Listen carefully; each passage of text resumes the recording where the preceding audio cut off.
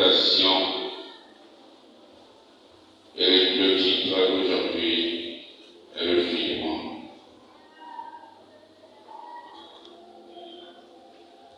Les consignes à respecter pour plaire à Dieu.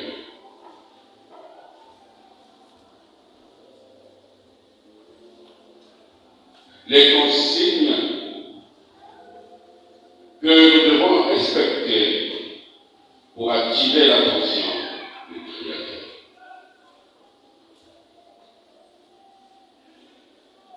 Entrons dans le texte. Jésus, voyant les foules, eut pitié d'elles.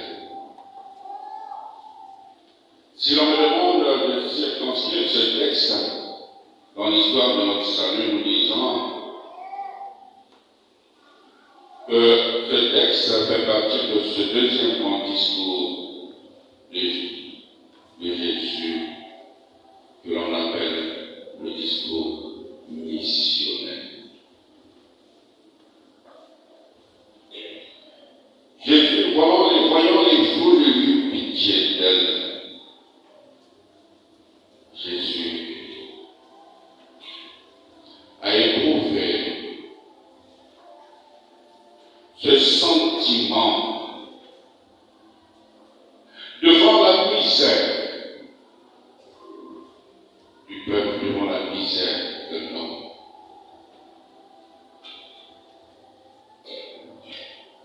Jésus, voyant les foules, eut pitié d'elles, parce qu'elles étaient fatiguées et abattues comme des brebis sans berger.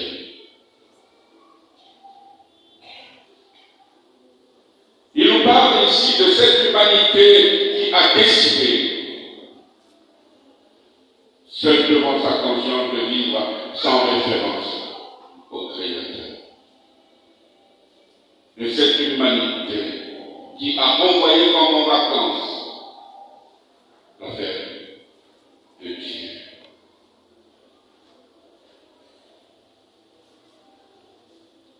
De cette humanité qui n'a rien à voir avec le Créateur.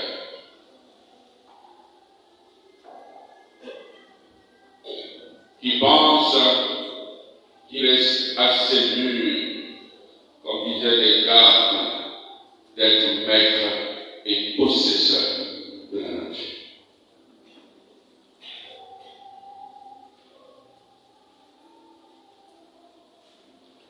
De cette humanité au bord du désespoir.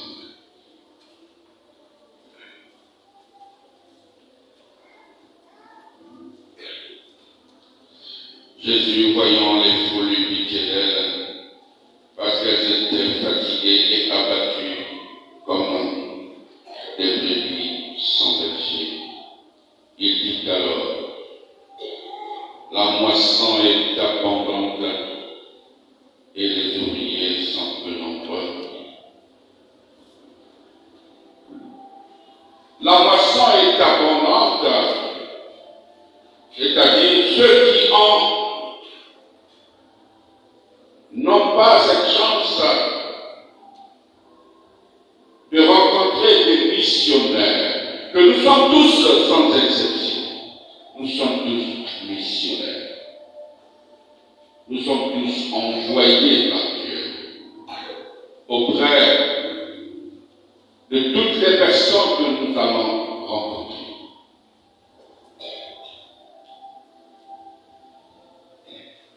Et lorsqu'il dit la moisson est abondante, il veut simplement dire beaucoup se perdent sans missionnaire.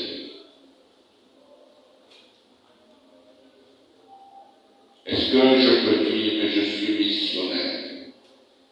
Devant mon frère, je suis son missionnaire, son envoyé, l'envoyé de Dieu auprès de moi.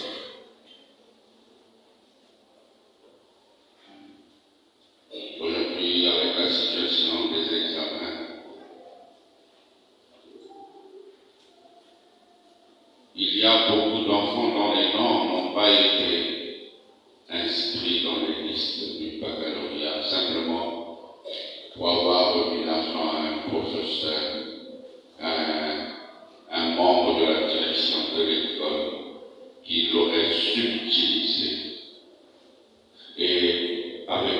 conscience apaisée, se promène dans la ville, un enfant perd une année.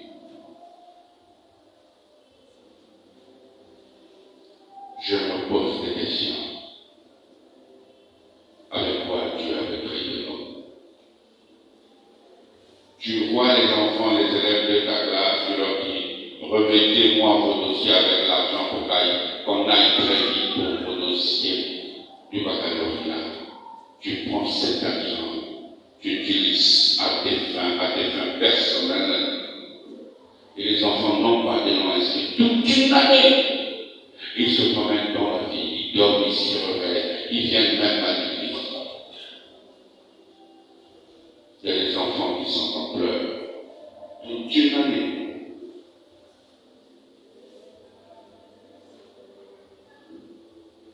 Ces professeurs ont besoin de missionnaires. Des missionnaires. C'est vous qui les fréquentez. C'est vous qui vous promenez avec eux. Pourquoi ne vous battez Dieu à ces personnes? Beaucoup d'enfants sont en peur. Toute une année écoulée. Depuis octobre, l'enfant a commencé à étudier avec beaucoup de sacrifices. Et à la dernière minute, le nom n'est pas inscrit. Et parfois il dit avec beaucoup de légèreté, je vais rembourser.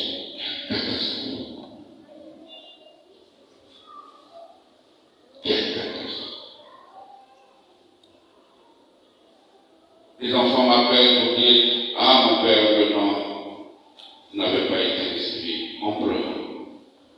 Et ces personnes se promènent dans la vie, viennent à l'église.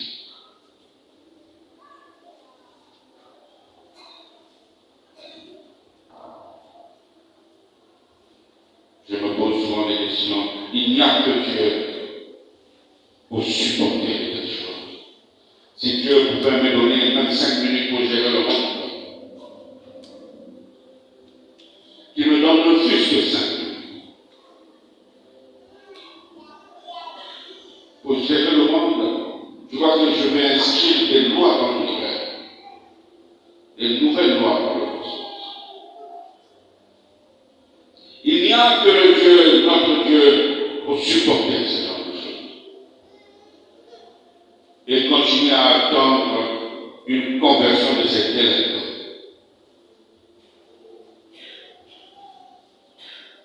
Il se promène dans la vie.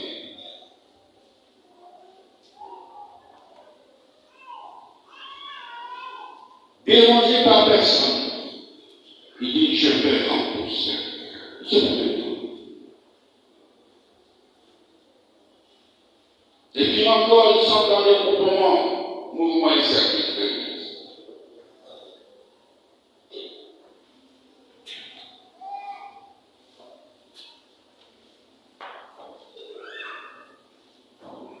Lorsqu'on parle des hôpitaux, c'est la catastrophe. Aujourd'hui, quand tu te retrouves devant un agent de santé, tu tombes malade devant un agent de santé, tu es en insécurité. C'est un monde dans lequel je ne me retrouve plus. Je ne sais pas ce qu'en disait un philosophe Emmanuel Kant, je ne sais pas si c'est moi qui suis venu trop tôt ou trop tard sur la terre pour ne pas comprendre ce que je comprends.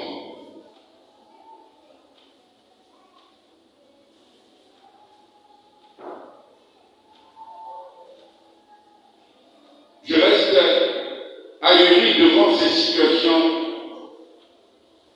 où je me pose des questions.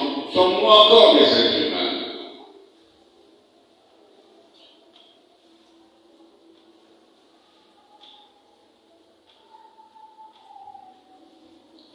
Quand tu te promènes, lorsque tu aperçois un homme en tenue militaire, tu dis, ah, c'est la sécurité aujourd'hui, c'est même là qu'on est sécurité.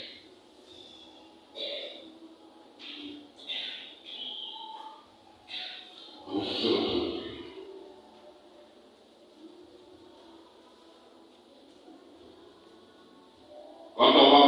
justice, vous prenez un avocat, vous avez raison sur toute la ligne. Ton avocat s'entend avec l'avocat de l'autre partie, parce que cette partie est pourvue de moyens financiers, ils s'entendent avec l'avocat de l'autre partie, ils font un arrangement. Donc, les procès aujourd'hui sont des théâtres. Je ne me retrouve plus.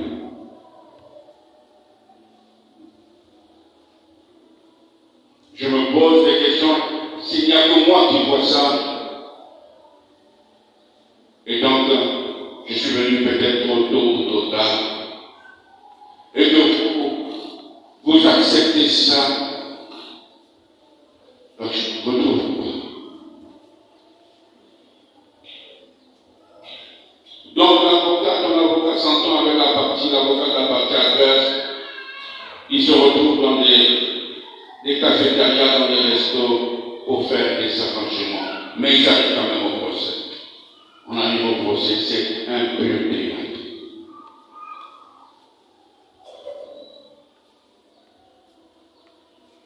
Et celui qui a raison est condamné parce qu'il n'est pas pourvu de moyens financiers.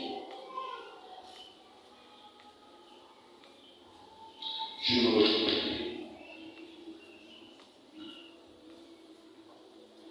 Parce que je ne comprends plus.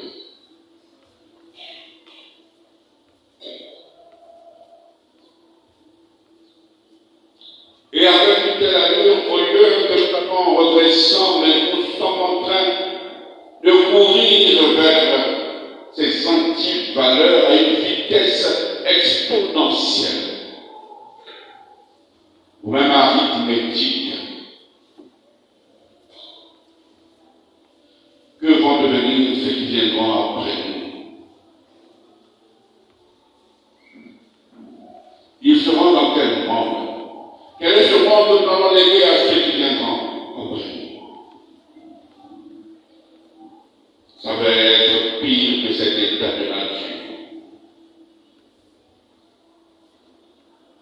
où ce sera la loi de la chambre.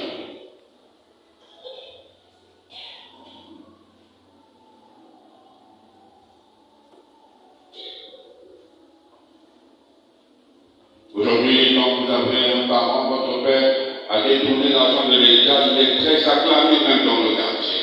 Ah, c'est toi notre fort, c'est bien.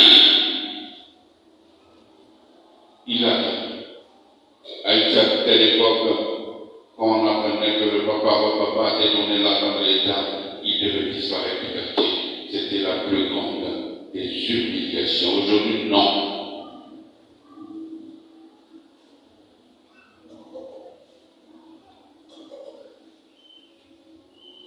On disait à un papa, mon fils, il dit à ses amis, mon fils, c'est un gars fort. À 11 ans, il peut terminer 3 bouteilles de turbo.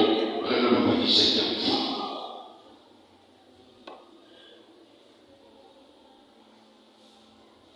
Les antivaleurs sont devenus.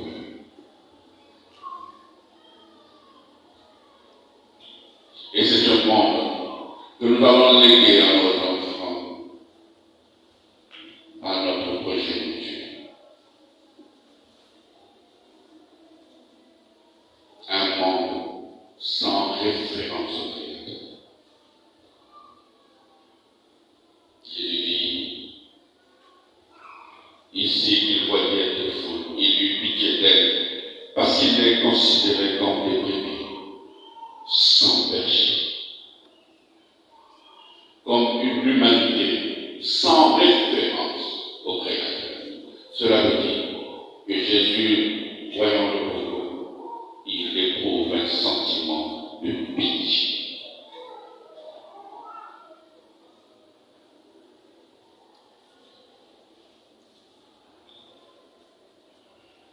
La moisson est abondante et les ouvriers sont peu nombreux. Priez donc le maître de la moisson. Première consigne, les consignes à respecter pour plaire à l'Éternel Dieu. C'est dans nos prières, puisque nous sommes tous, sans exception, des accomplis.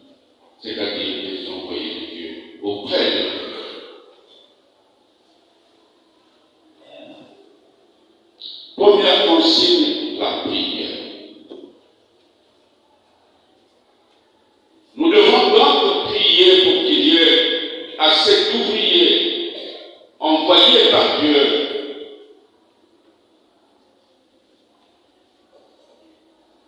pour dire Dieu à ses professeurs, à ses agents de santé. Nous devons prier pour que dans leur entourage s'élèvent des missionnaires, des apôtres pour leur dire Dieu.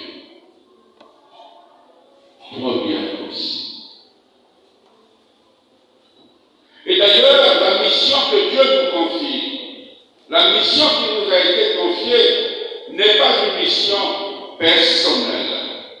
C'est un autre qui nous confie la mission. Et qui est-il? C'est Dieu lui-même. Nous avons donc le droit d'implorer sa tendresse paternelle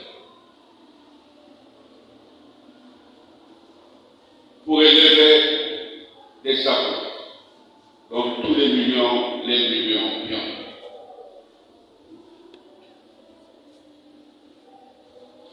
Priez donc le maître de la moisson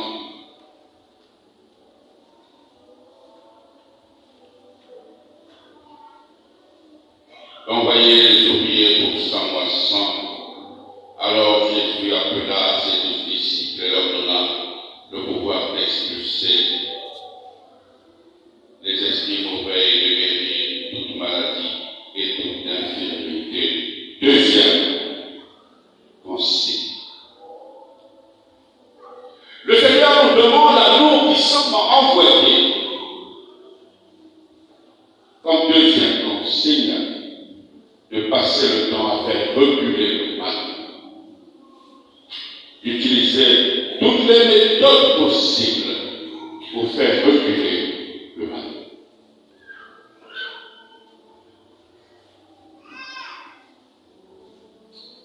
Celui qui entre dans la mission confiée par le Seigneur doit utiliser toutes les méthodes pour faire reculer le mal afin de plaire à celui qui nous offre. Comme le titre nous l'avons dit de notre méditation, les consignes à respecter pour plaire à l'État.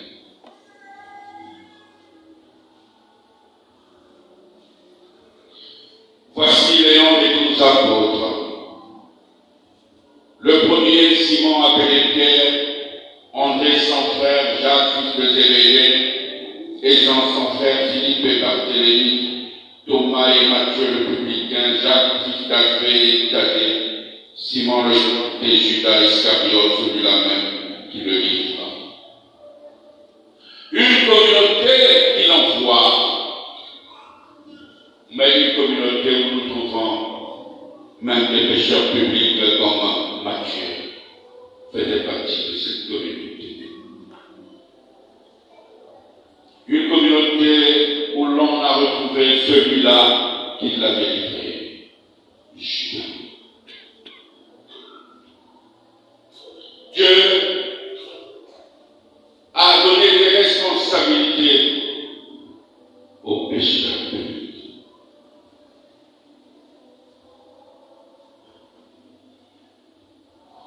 Un jour à Saint-Pierre, à une homélie, j'ai commencé à donner le titre, et Judas est dans le royaume. Et je n'étais pas content.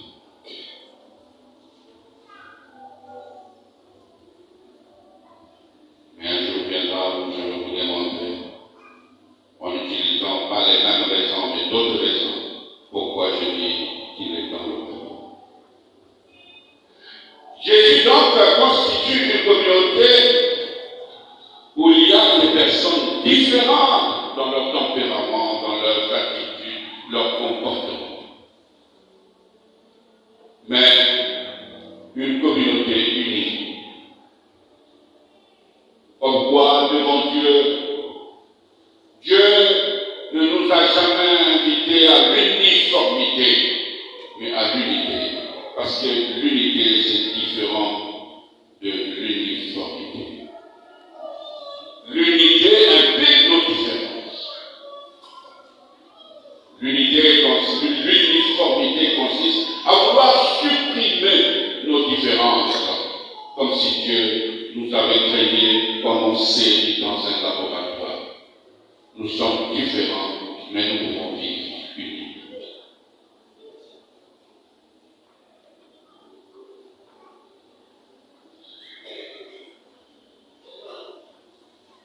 N'allez pas chez les païens et n'entrez dans aucune ville samaritaine.